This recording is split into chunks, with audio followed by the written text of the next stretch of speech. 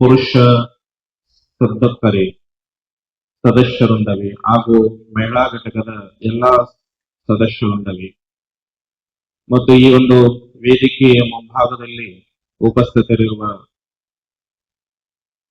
T ದಾಸರಳ್ಳಿಯ ಎಲ್ಲ ಸಮಸ್ತ ಸದ್ಭಕ್ತ ಬಳಗವೇ ಮಾತೆಯರು ಮತ್ತು ಮಕ್ಕಳೇ, ಈಗಾಗಲೇ ಸಮಯ ಆಗ್ತಾ ಬಂದಿದೆ. ಅದಕ್ಕ ಯಾವಾಗ ಬಿಡ್ತಾರ ನಿಮಗನ್ನದ ನಮಗೂ ಕೂಡ ಬೇರೆ ಕಡೆ ನಿರ್ಗಮಿಸದ ನಾವು ಕೂಡ ಆದಷ್ಟು ಬೇಗವಾಗಿ ಆಶೀರ್ವಚನ ಮುಗಿಸಿ ನಿಮ್ಮೆಲ್ಲರ ದರ್ಶನ ಕೊಟ್ಟು ನಿರ್ಗಮಿಸ್ತೇವೆ. ಈ 2-3 ದಿನಗಳಲ್ಲಿ ಬಹಳ ವಿಜೃಂಭಣೆಯಿಂದ ಟಿ ದಾಸರಳ್ಳಿಯ ಸಮಸ್ತ ಸದ್ಭಕ್ತ ಬಳಗ ಕೂಡಿ ಬಹಳ ಕಾರ್ಯಕ್ರಮವನ್ನ ನ ಭೂತ ಭವಿಷ್ಯತನ್ನು ಹಾಗೆ ಮಾಡಿದ್ದೇವೆ. ಇಂದಿನ ಕ್ಯಾಲೆಂಡರ್ ಪ್ರಕಾರ ಅಂದ್ರೆ ಆಫಿಷಿಯಲಿ ನವ ವರ್ಷ ನಾಳೆ ದಿನ ಬರಲಿದೆ. ಇವತ್ತ 2025ರ ಒಂದು ಅಂತಿಮ ದಿನ ಅಂತ ನಾವು ಹೇಳ್ಬೋದು. ಈ ಇವಾಗಿನ ಯುವ ಪೀಳಿಗೆ ಈಗ ತಾನೇ ತಮ್ಮ ಶಿವಗಂಗೆ ಶ್ರೀಗಳವರು ಹೇಳಿದ್ರಲ್ಲ, ಯಾರ್ಯಾರ ದಾಸರಾಗಿರಂತ ಗೊತ್ತಿಲ್ಲ ಅಂತ ಹೇಳಿ. ಹಾಗೆ ಯುವ ಪೀಳಿಗೆ ಎಲ್ಲ ದಾಸರು ಬೇರೆಕ್ಕೆ ಆಗ್ಬಿಟ್ಟಿದ್ದಾರೆ. ಆ ಯುವ ಪೀಳಿಗೆ ಮತ್ತು ನಮ್ಮ ವೀರಶೈವ ಲಿಂಗಾಯತ ನಮ್ಮ ಹಿಂದೂ ಸಮಾಜಕ್ಕೆ ಹೇಳೋದಿಷ್ಟೇ, ನಮ್ಮ ಸನಾತನ ಸಂಸ್ಕೃತಿ ಪ್ರಕಾರ ಯಾವ ನವ ವರ್ಷ ಅಂತ ಹೇಳಿದ್ರೆ ನಿಮ್ಮೆಲ್ಲರಿಗೂ ಗೊತ್ತೇ ಇದೆ. ಯಾವುದು ನಮ್ಮ ನವ ವರ್ಷ ಗೊತ್ತಿಲ್ಲ? ಯುಗ ಆದಿ, ಯುಗ ಕಳೆದರೂ ಮರಳಿ ಬರುವುದು ಯುಗಾದಿ. ಆ ಯುಗಾದಿ ನವ ವರ್ಷ ಮಾಘ ಮಾಸ ಕಳೆದ ನಂತರ ಬರುತ್ತದೆ. ಫಾಲ್ಗುಣ ಮಾಸ ಕಳೆದ ನಂತರ ಅವಾಗ ನೀವು ನೋಡ್ರಿ, ಪ್ರಕೃತಿಯಲ್ಲಿ ಕೂಡ ಹೊಸತನ್ನ ನಾವು ಕಾಣ್ತಾ ಇರ್ತೀವಿ, ಹೌದಾ ಇಲ್ಲ? ಮತ್ತೆ ಈಗ ಯಾಕೆ ವಸ್ತು ಇಲ್ಲ? ಈಗ ಪ್ರಕೃತಿಯಲ್ಲಿ ಹೊಸಾಗಿರ್ತದ, ಹಳಿದು ಉದುರ್ತಾ ಇರ್ತದೆ, ಹಣ್ಣಾದ ಎಲೆಗಳು ಉದುರ್ತಾ ಇರ್ತವೆ. ಈಗೆಲ್ಲ ಗಿಡ ಗಂಟೆಗಳು ನಾವು ನಿಸರ್ಗವನ್ನ ನೋಡಿದ್ರೆ ಈಗ ಅಷ್ಟು ನಮಗೆ ಮನಸ್ಸಿಗೆ ಆನಂದವನ್ನ ಕೊಡಲ್ಲ ನಿಸರ್ಗ. ಯಾಕ? ಹಚ್ಚ ಹಸಿರು ಅದು ಹಣ್ಣಾಗಿ ಉದುರ್ತಾ ಇರ್ತದೆ. ಯಾಕೆ? ಮುಂದ ಬರುವಂತ ನವಮಾಸಕ್ಕೆ ಅಂದ್ರೆ ನವ ವರ್ಷಕ್ಕೆ ಅದು ತಯಾರಾಗ್ತಾ ಇರ್ತದೆ. ಅದಕ್ಕೆ ನಿಮ್ಮೆಲ್ಲರ ಸಂಸ್ಕೃತಿ ಅದು ನಿಸರ್ಗಕ್ಕೆ ಹೊಂದ್ಕೊಂಡಿದೆ. ಇಲ್ಲಿ ನಾವಿಲ್ಲನಲ್ಲ, ಇದು ಬ್ರಿಟಿಷರು ನಮಗೆ ಹಾಕಿಕೊಟ್ಟಂತ ಮಾರ್ಗ ಇದು. ಅವರು ನಮ್ಮನ್ನ ಬಿಟ್ಟು ಹೋದ್ರು, ಸರಿ, ಅವರ ಆಚರಣೆಗಳು ಇನ್ನೂ ನಮ್ಮಲ್ಲಿ ಇಟ್ಟೋಗ್ಯಾರ. ಅದನ್ನ ಕ್ಯಾಲೆಂಡರ್ ಪ್ರಕಾರ ನಮ್ಮ ಅಫಿಷಿಯಲ್ ಪ್ರಕಾರ ನಾವು ಆಚರಣೆ ಮಾಡ್ಬೇಕಾಗ್ತದೆ. ಆದ್ರೆ ನಮ್ಮ ಸಂಸ್ಕೃತಿಯನ್ನ ಬಿಟ್ಟು ಆಚರಣೆ ಮಾಡೋದು ಬೇಡ. ಆಚರಣೆ ಮಾಡೋದಿಲ್ಲ. ಆದ್ರೆ ನಮ್ಮ ಸಂಸ್ಕೃತಿ ಎದರಿಂದ ದೂರ ಇರಂತ ಹೇಳ್ತದೆ, ನಮ್ಮ ಧರ್ಮ ಎದರಿಂದ ದೂರ ಇರಂತ ಹೇಳ್ತದೆ. ಅದನ್ನ ನಮ್ಮ ಯುವಕರು ಇವತ್ತ ಯಥೇಚ್ಛವಾಗಿ ತೋಡು ಎಲ್ಲೆಲ್ಲಿ ಬಿದ್ದಿರ್ತಾರೆ, ನಾಳೆ ಬೆಳಗ್ಗೆ ಹುಡ್ಕೊಂಡ್ ಬರ್ಬೇಕಾಗ್ತದೆ. ಮತ್ತೆ ಆ ತರ ಆಚರಣೆ ಮಾಡೋದು ಹೊಸ ವರ್ಷನಲ್ಲ. ನಾವು ಯುಗಾದಿಯನ್ನ ಆಚರಣೆ ಮಾಡ್ತೀವಿ. ಯುಗಾದಿಯಲ್ಲಿ ಏನು ಕುಡಿತೀವಿ? ನಾವು ಬೇವನ್ನ ಕುಡಿತೀವಿ. ಬೇವು ಏನಿರ್ತದ? ಕಹಿ ಮತ್ತು ಸಿಹಿ ಎರಡೂ ಇರ್ತದೆ. ಕಹಿ ಮತ್ತು ಸಿಹಿ ಎರಡೂ ಇರ್ತದ. ಅದು ನಮ್ಮ ಜೀವನವನ್ನ ಹೇಳ್ಕೊಡ್ತದ. ಅಂದ್ರೆ ಜೀವನದಲ್ಲಿ ಕೇವಲ ಸುಖ ಮಾತ್ರ ಇರಲ್ಲ, ದುಃಖವೂ ಇರ್ತದ, ಸುಖವೂ ಇರ್ತದ. ಎರಡನ್ನೂ ಸಮನಾಗಿ ತಗೊಂಡೋಗೋದೇ ಜೀವನ ಅಂತ ಹೇಳ್ಕೊಡ್ತದೆ. ಅದು ನಮಗೆ ಯುಗಾದಿ ಹಬ್ಬ ನಮಗೆ ಹೇಳ್ಕೊಡ್ತದ. ಆದ್ರೆ ಈ ನವ ವರ್ಷ ಇದು ಕ್ಯಾಲೆಂಡರ್ ಪ್ರಕಾರ ಇರೋದು ಓನ್ಲಿ ಒಂದನ್ನ ತಗೊಂಡ್ರೆ ಅದು ನವವರ್ಷ ಆಗಲ್ಲ, ಎರಡನ್ನೂ ತಗೋಬೇಕಾಗ್ತದೆ. ಅದಕ್ಕೆ ಅಂತ ಇದರಲ್ಲಿ ಇವತ್ತ ಎಲ್ಲ ಈ ದಾಸರಳಿಯ ಸದ್ಭಕ್ತಗಳಗ ಅದನ್ನೆಲ್ಲ ಮರೆತು, ಅಂದ್ರೆ ಆತರ ನಮಗೆ ಆಚರಣೆ ಮಾಡಕ್ ಹಬ್ಬ ಬೇಡ, ನಮಗೆ ಶಿವನ ರಾತ್ರಿ ಆಗಿ ಗುರುವಿನ ರಾತ್ರಿ ಆಗಿ ಗುರುವಿನ ಸಾನ್ನಿಧ್ಯದಲ್ಲಿ ನಾವು ನವವರ್ಷವನ್ನು ಆಚರಣೆ ಮಾಡೋಣ ಅಂತೇಳಿ ನೀವೆಲ್ಲರೂ ಬಂದದ್ದು ನೋಡಿದ್ರೆ ಬಹಳ ಆನಂದ ಅನಿಸ್ತದೆ. ನಮಗನಿಸಿತ್ತು ಸಾಯಂಕಾಲ ಇವತ್ತು ಬರ್ತಾರಿಲ್ಲ ಯಾರು, ಸ್ವಲ್ಪ ಮಂದಿ ಇರ್ತಾರ ಮಾಡಿರಿ, ಆದ್ರೆ ನಿನ್ನೆ ಎಷ್ಟು ಮಂದಿ ಇದ್ರಿ ಅಷ್ಟೇ ಇವತ್ತ ಸಭೆಯನ್ನ ತುಂಬಿದ್ದು ನೋಡಿದ್ರೆ ಬಹಳ ಆನಂದ ಅನಿಸ್ತಾ ಇದೆ. ಇವತ್ತ ಬಹಳ ವಿಶೇಷವಾಗಿ ನಮ್ಮ ಶಿವಗಂಗೆಯ ಶ್ರೀಗಳವರು ನಮಗೆ ವೀರಶೈವ ಧರ್ಮದ ಲಾಂಛನದ ಕುರಿತು ಬಹಳಷ್ಟು ವಿಶೇಷವಾಗಿ ತಿಳಿಸಿದರು. ಕೇವಲ ವೀರಶೈವ ಲಿಂಗಾಯತರು ಅಂದ್ರೆ ಹೆಸರಿಗೆ ಮಾತ್ರ ವೀರಶೈವ ಲಿಂಗಾಯತರಾಗುವುದು ಬೇಡ. ಹೆಸರಿಗೆ ನಾವು ಹೇಳ್ತಾ ಇರ್ತೀವಿ ನಾವು ವೀರಶೈವ ಲಿಂಗಾಯತರು ಅಂತ ಹೇಳ್ತಾ ಇರ್ತೀವಿ, ಆದ್ರೆ ಅವರ ಎದೆ ಸೇವೆ ನೋಡಿದ್ರೆ, ಎದೆ ಎಲ್ಲ ಸೆಡ್ ತೆಗೆದು ನೋಡಿದ್ರೆ ಕೊರಳಲ್ಲಿ ಏನಂತ್ರಿ, ಕರಡಿಗೆ ಅಂತ ಲಿಂಗ ಅಂತಾರೆ, ಲಿಂಗನೇ ಇರಲ್ಲ. ಎಲ್ಲಿ ಇರ್ತದದು? ಗೂಟಕ್ಕೆ ಹಾಕಿರ್ತದೆ. ಅದು ಲಿಂಗಪ್ಪ ಹೇಳ್ತಾರ, ನನ್ನ ನೀ ಗೂಟಕ್ಕಾಗಿ ಮುಗಿದಿಲ್ಲ, ನೀನು ಒಂದಿಲ್ಲವಲ್ಲ ಗೂಟಕ್ಕೆ ನಾನು ಅಕ್ಷಯ ತೀರ್ತೀನಿ, ಅವಾಗ ನಿಂಗೆ ನೆನಪಾಗ್ತದ ಅಂತ ಹೇಳಿ ಆ ಲಿಂಗ ಶಿವಲಿಂಗ ನಮಗೆ ಹೇಳ್ತಾ ಇರ್ತದೆ. ಅದಕ್ಕೆ ಶಿವಲಿಂಗವನ್ನ ಗೂಟಕ್ಕಾಗಿ ತಿರುಗೋನು ನಿಜ ವೀರಶೈವ ಲಿಂಗಾಯತ ಆಗಕ್ಕೆ ಸಾಧ್ಯ ಇಲ್ಲ. ನಿಜಲಿಂಗ ವೀರಶೈವ ಲಿಂಗಾಯತ ಅಂತ ಹೇಳಿದ್ರೆ ಧರ್ಮವನ್ನ ಆಚರಣೆ ಮಾಡುವುದು, ನಮ್ಮ ಪರಂಪರೆಯನ್ನ, ನಮ್ಮ ಪೂಜಾ ಪುನಸ್ಕಾರಗಳನ್ನ ನಾವು ನಮ್ಮ ಜೀವನದಲ್ಲಿ ಅದನ್ನ ದಿನನಿತ್ಯನೂ ಕೂಡ ಪೂಜೆಯನ್ನ ಮಾಡುವುದು.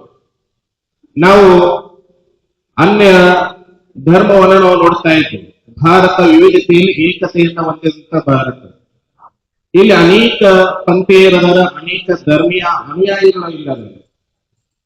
ನಾವು ಉದಾಹರಣಾರ್ಥವಾಗಿ ಇಸ್ಲಾಂ ಧರ್ಮವನ್ನ ತಗೊಂಡ್ರೆ, ಆ ಇಸ್ಲಾಂ ಧರ್ಮದಲ್ಲಿ ಎಷ್ಟು ಬಾರಿ ನಮಾಜದ, ಎಷ್ಟು ಬಾರಿ ಪ್ರಾರ್ಥನೆಯನ್ನ ಮಾಡ್ತಾರೆ ಅಲ್ಲಾಹನ ಕುರಿತವರು? ಎಷ್ಟು ಬಾರಿ ಕೇಳಿರ್ಬೇಕು? 5 ಸರಿ ನಮಾಜನ್ನ ಮಾಡ್ತಾರೆ. ಆ ನಮಾಜ್ ಮಾಡೋದು ಉದ್ದೇಶ ಭಗವಂತನ ಕುರಿತು ಪ್ರಾರ್ಥನೆಯನ್ನ ಮಾಡುವುದು. ಆದ್ರೆ ಅವರಲ್ಲಿ 5 ಸರಿ ಹೇಳಿದ. ನಮ್ಮ ವೀರಶೈವರಲ್ಲಿ ಅದನ್ನು ಒಂದೇಸಿ ಮುಂದೋಗ್ಯಾರ. 6 ಸರಿ ಶಿವಲಿಂಗ ಪೂಜೆಯನ್ನ ಮಾಡಬೇಕು, ದಿನನಿತ್ಯ 6 ಸರಿ ಮಾಡ್ಬೇಕಂತ ನಮ್ಮ ಧರ್ಮ ಹೇಳ್ತದೆ. 6 ಸರಿ ಅಂದ್ರೆ ಯಾವಾಗ್ರಿ? ಬೆಳಗಿನ ಅಂದ್ರೆ ದಿವಸದ 3 ವೇಳೆ, ಸೂರ್ಯಾಸ್ತಾದ ನಂತರ ಮಾರನೇ ದಿನ ಬೆಳಗ್ಗೆ ಆಗುವ ತನಕ 3 ವೇಳೆ ಅಂತ ಹೇಳಿದ್ರು. ಅಂದ್ರೆ ಪೂರ್ಣ ಜೀವನವನ್ನ ನಾವು ಈ ಈಶ್ವಲಿಂಗ ಪೂಜೆಯಲ್ಲಿ ಕಳಿಬೇಕಂತ ಹೇಳ್ತದೆ. ಬೆಳಗ್ಗೆ ಅಂತ ಹೇಳಿದ್ರೆ ಬೆಳಗಿನ ಜಾವ ಪೂಜೆ, ಮಧ್ಯಾಹ್ನದ ಪೂಜೆ ಮತ್ತು ಅಪರಾಹ್ನದ ಪೂಜೆ ಅಥವಾ ಸಾಯಂಕಾಲದ ಪೂಜೆ ಅಂತ ಹೇಳ್ತೀವಿ. ಅದರ ನಂತರ ಇವು 3 ಪೂಜೆ. ಆ ನಂತರದಲ್ಲಿ ರಾತ್ರಿಯ 3 ಘಟಿಕ ಅಂತ ಹೇಳ್ತದೆ. ಅದನ್ನ ಇಷ್ಟು 6 ಪೂಜೆಯನ್ನ ಮಾಡ್ಬೇಕಂತ ಹೇಳ್ತದೆ. ಕೆಲವೊಂದು ಶರಣರು ಮಾಡಿ ಈ ಜಗಕ್ಕೆ ತೋರಿಸಿದ್ದಾರೆ. ಆ ಒಂದಿದ್ರಲ್ಲಿ ನಾವು ಇವತ್ತ 6 ಸರಿ ಮಾಡೋದು ನಿಮಗ್ ಕಷ್ಟ ಆಗಲ್ಲ ಅಂತ ಹೇಳಿ ಜಗದ್ಗುರು ಅವರು ಅದಕ್ಕೆ ಕನ್ಸೆಷನ್ ತಂದಾರೆ. ಅದಕ್ಕೆ ಕನ್ಸೆಷನ್ ಅಂದ್ರೆ ನೀವು 6 ಸರಿ ಮಾಡೋದು ಬೇಡಪ್ಪ, ಆಯ್ತಂದ್ರೆ 6 ಸರಿ ಮಾಡು. ಒಂದ್ ವೇಳೆ 6 ಸರಿ ಆಗ್ಲಿಕ್ಕಪ್ಪ ಅಂದ್ರೆ 3 ಸರಿ ಆದ್ರೂ ಮಾಡು. ಅಂದ್ರೆ ರಾತ್ರಿ ಬಿಡು, ದಿವಸದಲ್ಲಿ ಯಾವ ಬೆಳಕಿನಲ್ಲಿ ಅಂದ್ರೆ ದಿನದಲ್ಲಿ ನೀವು 3 ಸರಿ ಆದ್ರೂ ಮಾಡು ಅಂತ ಹೇಳ್ತದೆ.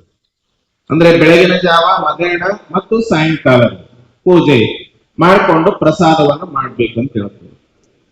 ಆದ್ರೆ ಕೆಲಸದ ಒತ್ತಡದಲ್ಲಿ 3 ಸರನು ಆಗಲ್ರಿ ಅಂತಂದಾಗ 2 ಸರಿ ಆದ್ರೂ ಮಾಡು. ಮಧ್ಯಾಹ್ನ ಆಫೀಸ್ನಾಗಿದ್ರೆ ಬಿಡು, ಮನೆಯಾಗ 2 ಸರಿ ಅಂತ ಇರ್ತೀವಿ, ಬೆಳಗ್ಗೆ ಮತ್ತು ಸಾಯಂಕಾಲ ಈ 2 ಸರಿ ಆದ್ರೂ ನೀನು ಮಾಡು ಅಂತ ಹೇಳಿದ್ರು. ಕೆಲವರು ಬಂದು 2 ಸರಿ ಆಗಲ್ರಿ, ಸಾಯಂಕಾಲ ಬಹಳ ಚಳಿ ಇರ್ತದ, ಮನೆ ಬರಷ್ಟಿಗೆ ಸೂರ್ಯಾಸ್ತ ಆಗಿರ್ತದ, ಚಳಿ ಅಂತ ಮುಂಜಾನೆ ಆದ್ರೂ ಮಾಡ್ತೀವಿ. ಇಲ್ಲಪ್ಪ ಮುಂಜಾನೆ ಆದ್ರೂ ಮಾಡು ಅಂತ ಹೇಳಿದ್ರು. ಕೆಲವೊಬ್ರು ಮುಂಜಾನೆ ಮಾಡ್ತಾ ಇದ್ದಾರೆ, ಕೆಲವೊಬ್ರು ಅದನ್ನು ಆಗಲ್ರಿ ನಮಗೆ ಇನ್ನೂ ಕನ್ಸೆಷನ್ ಬೇಕು, ಇನ್ನೇನ್ ಹೇಳ್ಬೇಕು, ತಿಂಗಳಿಗೊಂದ್ಸಲ ಆದ್ರೆ ಉಂಡಿಯಲ್ಲಿ ಅಮಾವಾಸ್ಯೆ ತಿಂಗಳದಾಗ 2 ಸಲ ಆದ್ರೆ ಮಾಡಪ್ಪ. ಕೆಲವೊಬ್ರು ಮಾಡ್ತಾ ಇದ್ರು, ಕೆಲವೊಬ್ರು ಅದನ್ನೂ ಆಗಲ್ರಿ ಅಂತ ಬಂದ್ರು. ಅವಾಗ ಜಗತ್ತುള്ള ಅವ್ರು ಏನ್ ಹೇಳ್ತಾರೆ ಅಂತ ಕೇಳಿದ್ರೆ, ತಿಂಗಳಾದ್ರೂ ಆಗ್ಬೇಕಂದ್ರೆ ವರ್ಷದಾಗ ಒಂದ್ಸಲ ಆದ್ರೆ ಶಿವರಾತ್ರಿ ಆದ್ರೂ ನೀ ಶಿವಪೂಜೆಯನ್ನ ಮಾಡಪ್ಪ ಅಂತ ಹೇಳಿ ಯಾವ ರೇಣುಕರು ಭಗವತ್ಪಾದರು ಅಂದ್ರೆ ಕೆಲವೊಂದು ಗುರುಗಳ ಇನ್ಸ್ಟ್ರಕ್ಷನ್ ಕೊಟ್ಟು ಹೇಳಿದ್ರು. ಆದ್ರೆ ಕೆಲವೊಬ್ರು ಅದಾರ ಅದನ್ನೂ ಆಗಲ್ಲ, ಶಿವರಾತ್ರಿಗೂ ಆಗಲ್ಲ. ಅವ್ರು ಬಂದು ಇನ್ನೇನ್ ನಮ್ಗೆಲ್ಲ ಕನ್ಸೆಷನ್ ಆದ್ರಿ, ಇನ್ ಯಾವ್ದಾರ ಡಿಸ್ಕೌಂಟ್ ಅದ ಅಂತ ಇದ್ರೊಳಗ ಅಂತ ಬಂದಾಗ ನೀ ಏನದ ವರ್ಷದಾಗ ಒಂದ್ಸಲ ಶಿವರಾತ್ರಿಗೂ ನೀ ಮಾಡ್ಲಕ್ಕ ನಿನ್ನ ಜನ್ಮನೇ ವ್ಯರ್ಥ ಅದ, ನೀ ಹಿಂಗೆ ಹೋಗಪ್ಪ, ನಿನ್ಗ ಮೋಕ್ಷ ಇಲ್ಲೇ ಇಲ್ಲ, ಯಾಕಂದ್ರೆ ದೀಕ್ಷವಿನ ಮೋಕ್ಷ ಇಲ್ಲ ಅಂತ ಹೇಳಿದ್ದಾರೆ. ಆ ಒಂದು ಶಿವಪೂಜೆಯನ್ನ ಮಾಡಲಾರ್ದೆ ನೀನ್ ಹಾಗೆ ಇದ್ದಪ್ಪ ಅಂದ್ರೆ ನಿನ್ನ ಮನುಷ್ಯ ಜನ್ಮವು ವ್ಯರ್ಥ, ನೀನು ಮನುಷ್ಯ ಹುಟ್ಟಿದಕ್ಕೂ ಕೂಡ ನಿನ್ನ ಸಾರ್ಥಕತೆ ಇಲ್ಲ, ನಿನ್ನ ಬದುಕು ವ್ಯರ್ಥ ಆಗ್ತದ, ಹೀಗೆ ಹೋಗು ಅಂತೇಳಿ ಗುರುಗಳು ಹೇಳ್ತಾರೆ. ಅದನ್ನೂ ಮಾಡ್ಲಿಕ್ಕೆ ಬಂದ್ರೆ ನೀವು ಮನುಷ್ಯ ಹುಟ್ಟಿದ್ದು ದಂಡ ಅದ ಅಂತ ಹೇಳ್ತಾರೆ. ಅದಕ್ಕೆ ನಾವುಗಳು ವೀರಶೈವ ಲಿಂಗಾಯತರು ನಮ್ಮ ವೀರಶೈವ ಧರ್ಮದಲ್ಲಿ ಶಿವಲಿಂಗ ಪೂಜೆಗೆ ಬಹಳಷ್ಟು ಮಹತ್ವವನ್ನು ಕೊಟ್ಟಿದೆ. ಆ ಶಿವಲಿಂಗ ಪೂಜೆ ಇದು ನಿತ್ಯ ಕರ್ಮ, ಯಾಕಂದ್ರೆ ನಿತ್ಯ ನೈಮಿತ್ತಿಕ ಕಾಮ್ಯ ಅಂತ ಹೇಳಿದವು. ಈ ನಿತ್ಯ ಕರ್ಮ ಅಂತ ಹೇಳಿದ್ರೆ ದಿನನಿತ್ಯವೂ ಮಾಡುವಂತ ಕರ್ಮ ಇದು, ಇದೊಂದು ಪೂಜೆ, ಇದು ದಿನನಿತ್ಯ ಮಾಡುವಂತ ಕರ್ತವ್ಯ. ಹಾಗೆ ಊಟ ದಿನನಿತ್ಯನೂ ಮಾಡ್ತೀವಿ ಇಲ್ಲ, ಊಟ ಎದಕ್ ಮಾಡ್ತೀವಿ? ಜೀವಂತ ಇರ್ಬೇಕು, ನಮ್ಮ ಅಂಗ ಅವಯವಗಳು ಚೆನ್ನಾಗಿ ಕೆಲಸ ಮಾಡ್ಬೇಕಾದ್ರೆ, ನಮಗೆ ಅಶಕ್ತಿಗಳು ಬರಬಾರದಂದ್ರೆ ನಾವು ದಿನನಿತ್ಯಲೂ ಊಟ ಮಾಡ್ಬೇಕು.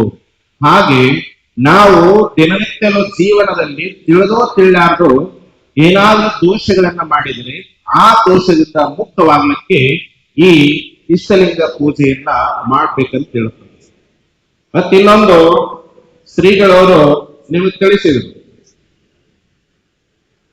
ಯಾವ ವೀರಶೈವ ಧರ್ಮದಲ್ಲಿ ಹುಟ್ಟಿದವರು ಪ್ರಥಮವಾಗಿ ಪ್ರಾಧಾನ್ಯವಾಗಿ ಇಷ್ಟಲಿಂಗ ಪೂಜೆಯನ್ನೇ ಅಂದ್ರೆ ಕೊರಳಲ್ಲಿ ಲಿಂಗವನ್ನ ಹಾಕೊಂಡು ಆ ಲಿಂಗದ ಪೂಜೆಯನ್ನೇ ಮಾಡ್ಬೇಕು. ಆದ್ರೆ ಲಿಂಗ ಪೂಜೆಯನ್ನ ಬಿಟ್ಟು ನಾವು ಎಲ್ಲೆಲ್ಲೋ ಸುತ್ತಾಡಿ ಆ ದೇವರು ಈ ದೇವರನ್ನು ಹುಡ್ಕೊಂಡು ಹೋಗ್ತೀವಲ್ಲ, ಅದು ಹೋಗ್ಬಾರ್ದು ಅಂತ ಹೇಳ. ಯಾಕ? ಈ ದೇಹವೇ ದೇಗುಲಾಗಿ ನಿಮಗೆ ಗುರು ಅಸ್ತಮಸ್ತಕ ಸಂಯೋಗದಿಂದ ಈ ಲಿಂಗವನ್ನ ಧಾರಣೆ ಮಾಡ್ತಾನ.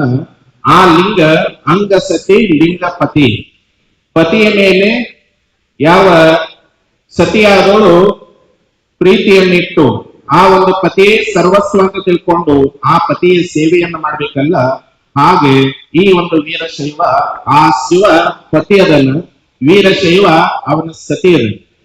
ಆ ಒಂದು ಸತಿಪತಿಗಳ ಒಂದಾದ ಭಕ್ತಿ ಏಕೋಪೋದು ಅಂತ ಹೇಳ್ತಾರಲ್ಲ, ಹಾಗೆ ಆ ಒಂದು ಇದರಲ್ಲಿ ನಾವು ವೀರಶೈವ ಧರ್ಮೀಯರು ಯಾವ ಶಿವನ ಆರಾಧನೆಯಿಂದ ನಾವು ಮಾಡ್ಬೇಕಾಗ್ತದೆ. ಆ ಒಂದು ಇದರಲ್ಲಿ ಇನ್ನು ಒಂದು ನಮಗೆ ಪ್ರಶ್ನೆ ಬರ್ತದೆ, ಬಹಳಷ್ಟು ಮಂದಿಗೆ ನಾವು ಏನ್ ಹೇಳ್ತೀವಿ ಅಂತ ಕೇಳಿದ್ರೆ, ಮೊದಲಲ್ಲಿ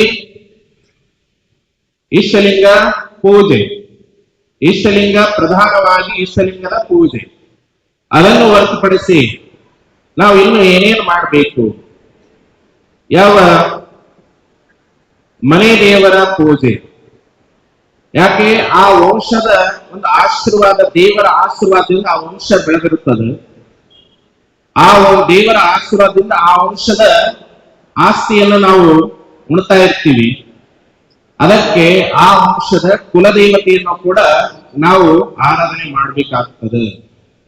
ಸಿದ್ಧಾಂತ ಚಿಕ್ಕಮನೆಯಲ್ಲಿ ಕೇವಲ ಇಷ್ಟಲಿಂಗ ಪೂಜೆಯನ್ನೇ ಮಾಡಂತ ಹೇಳ್ತದೆ. ಇಷ್ಟಲಿಂಗ ಪೂಜೆಯನ್ನು ಬಿಟ್ಟು ಬೇರೆ ಮಾಡಬಾರ್ದು ಅಂತ ಹೇಳ್ತದೆ. ಆದ್ರೆ ಇಷ್ಟಲಿಂಗ ಪೂಜೆಯನ್ನು ಬಿಟ್ಟು ಬೇರೆ ಮಾಡೋಕ್ಕಿಂತ ಇಷ್ಟಲಿಂಗ ಪೂಜೆ ಮಾಡಿ ನಮ್ಮ ಕುಲದೇವರ ಪೂಜೆ, ಆ ನಂತರದಲ್ಲಿ ನಾವು ಯಾವ ಗ್ರಾಮದಲ್ಲಿ ನಿವಾಸ ಮಾಡ್ತಾ ಇರ್ತೀವಿ ಆ ಗ್ರಾಮಕ್ಕೆ ಕಾವಲುಗಾರನಾಗಿ ಒಬ್ಬ ಗ್ರಾಮ ದೇವತೆ ಅಂತ ಇರ್ತದೆ.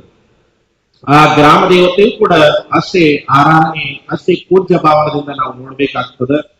ಅದರ ಜೊತೆಗೆ ವೀರಶೈವನಾದವನು ಯಾತ್ರಾ ಮಾಡ್ಬೇಕೋ ಬೇಡ. ಯಾತ್ರಾ ಅಂದ್ರೆ ಗೊತ್ತಾಯ್ತಲ್ಲ, ಪ್ರವಾಸ. ನೀವೇನಂತೀರಿ? ಈಗ ಕಾಶಿ ಯಾತ್ರಾ ಆಗ್ಲಿ, ಕೇದಾರ ಯಾತ್ರೆ ಆಗಲಿ, 12 ಜ್ಯೋತಿರ್ಲಿಂಗ, 12 ಜ್ಯೋತಿರ್ಲಿಂಗಗಳ ಯಾತ್ರಾ ಮಾಡ್ಬೇಕೋ ಬೇಡ? ಯಾವ ಇದರ ಪ್ರಕಾರ ನೋಡಿದ್ರೆ ಖರೆ ವೀರಶೈವ ತನ್ನ ಇಷ್ಟಲಿಂಗದಲ್ಲೇ ಎಲ್ಲವನ್ನು ನೋಡ್ಬೇಕು. ಲಿಂಗ ಮಧ್ಯೆ ಜಗತ್ ಸರ್ವಂ ಅಂತ ಹೇಳಿದ್ದಾರೆ. ಆ ಲಿಂಗದಲ್ಲಿ ಎಲ್ಲವನ್ನ ನೋಡ್ಬೇಕು. ಮೊದಲು ಇಷ್ಟಲಿಂಗ ಧಾರಣೆಯನ್ನು ಮಾಡಬೇಕು. ಸ್ವತಃ ದೇವಾಲಯವಾಗಿ ಯಾವ ಮಹಾನ್ ದೇವಾಲಯಕ್ಕೆ, ಯಾಕಂದ್ರೆ ನಾವೇನಂತ ಸ್ಥಾವರ ಲಿಂಗ ಅಂತ ಹೇಳ್ತೀವಿ, ಆ ಸ್ಥಾವರ ದೇವಾಲಯಕ್ಕೆ ನಾವು ಹೋಗ್ಬೋದು. ಯಾಕಂತ ಕೇಳಿದ್ರೆ ಸ್ಥಾನದ ಮಹಿಮೆ ಇರ್ತದೆ. ಆ ಸ್ಥಾನದ ಮಹಿಮೆಯಲ್ಲಿ ನಾವು ಅನೇಕ ಜಗತ್ತುಗಳನ್ನಾಗ್ಲಿ, ಶರಣರನ್ನಾಗ್ಲಿ ಅಥವಾ ಶಿವಾಚಾರ್ಯರನ್ನಾಗ್ಲಿ ಇವತ್ತು ನಾವು ನೋಡ್ತಾ ಇದ್ವಿ. ಶ್ರಾವಣ ಮಾಸದ ಅನುಷ್ಠಾನ ಆಗ್ಲಿ ಅಥವಾ ಧನುರ್ಮಾಸದ ಅನುಷ್ಠಾನ ಆಗ್ಲಿ, ಒಂದೊಂದು ಕ್ಷೇತ್ರದಲ್ಲಿ ಕುಳಿತು ಆ ಇಷ್ಟಲಿಂಗ ಪೂಜೆಯನ್ನು ಅವ್ರು ಮಾಡ್ತಾ ಇರ್ತಾರೆ, ಧ್ಯಾನವನ್ನು ಅವ್ರು ಮಾಡ್ತಾ ಇರ್ತಾರೆ, ತಪಸ್ಸನ್ನು ಅವ್ರು ಮಾಡ್ತಾ ಇರ್ತಾರೆ. ಯಾಕ ಅವ್ರ ಮಠದಲ್ಲೇ ಕುಂತ್ಕೊಂಡು ಮಾಡ್ಬೋದಲ್ಲ, ಅಲ್ಲಿ ಹೋಗಿ ಯಾಕೆ ಮಾಡಿದ್ರು? ಯಾಕಂದ್ರೆ ಅದು ಸ್ಥಾನದ ಮಹಿಮೆ ಇರುತ್ತದೆ.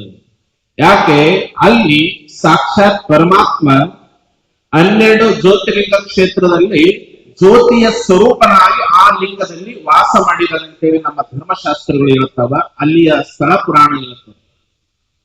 ಅಲ್ಲಿ ಸ್ವತಃ ಪರಮಾತ್ಮ ಜ್ಯೋತಿ ಸ್ವರೂಪದಲ್ಲಿ ಆಗಿ ಆ ಒಂದು ಲಿಂಗದಲ್ಲಿ ವಾಸವಾಗಿದ್ದಾನೆ.